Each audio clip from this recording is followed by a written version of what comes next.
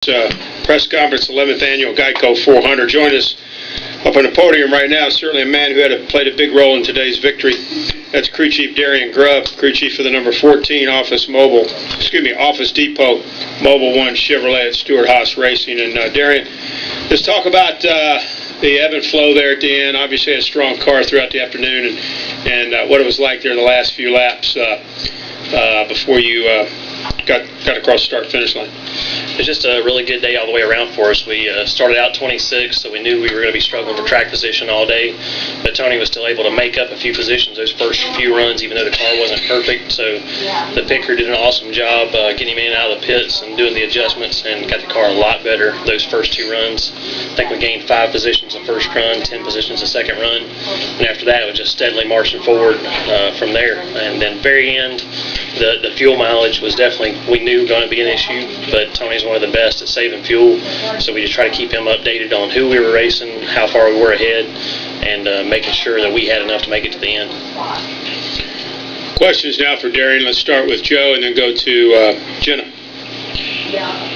Joe Menzer, NASCAR.com. Darian, were you guys, how concerned were you after the practices, because it didn't look like they went the way maybe you wanted, or did you feel like you had something that you weren't showing?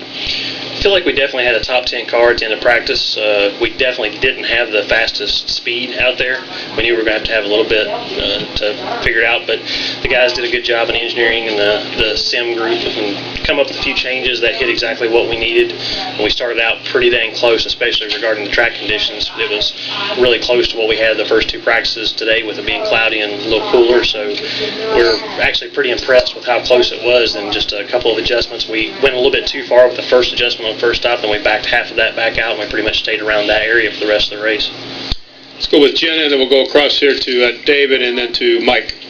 Jenna Fryer, AP. 2 questions, Darian. I guess it was after Michigan that Tony said that you guys shouldn't even be in the chase, and you've had 3 really, really strong weeks in a row. So what has changed and what has pushed you guys on that upward spiral? And Tony said on Thursday, I guess it was, he didn't think that he was a championship contender. He said 7 guys were, and that he said the 14 wasn't. Did you agree with that, and does that change this?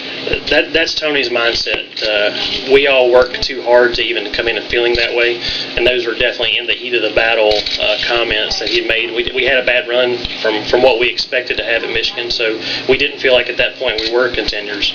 You leave there, but then you go in the shop the next morning and you put your game face back on. You're saying we are contenders and we're going to be chase contenders, and that's the way we treat it. We don't work any differently. We work really hard. These 11 guys we're racing against are going to be the toughest every week. We know that, so we just got to come out on top when we can. We're going to have an off week here and there, but the hardest we can work is the best we can work. So just keep doing that. Everybody at Stewart-Haas Racing did a great job keeping their head up, even after some of those comments. It kind of took a little bit to rally the troops and keep the morale up, because that was the feeling after those few weeks. But then we had these 2 solid runs leading into this week, and now this win. It should keep everybody really pumped up. We had a really strong race this week for both cars from Stewart-Haas Racing. If I can follow up really quickly, do you have to say anything to him, like, hey dude, we are a championship contending team, or do you just let him be his crazy self and worry about your guys? We do a little of both. We've had conversations to where I have to do the things to keep him pumped up and let him know what we're doing to get better. That's the biggest thing, is making sure he knows what we're working on to try to get better, because where we are is not the best. We know we have some areas to improve on. So if I give him feedback of what we're working on in the engineering group and things to get better, it makes him a little more confident that I'm not just blowing smoke. I'm really telling him what we're doing to get better, and we go to the racetrack and we prove it to him. So once we do that, we get better. Go ahead, David. Yeah, David Newton, ESPN.com. I believe it was Chase Opener last year. You guys did run out of gas. Were you thinking about that there at the end? Thanks for the reminder. I honestly did not think about it at all during that run until after the race when somebody else brought it up.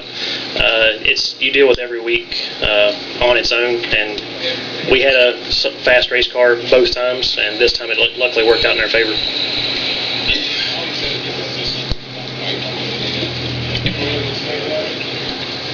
We call him that every once in a while ourselves. So. This room's still full of bigger idiots than I am, so that's on the record. Actually, the one that asked that question probably is the biggest one in the room. So. Jenna. Nobody rang your buzzer again this week. Let's You can't help it. Not shut up. let's hear from Tony Stewart right now. Tony.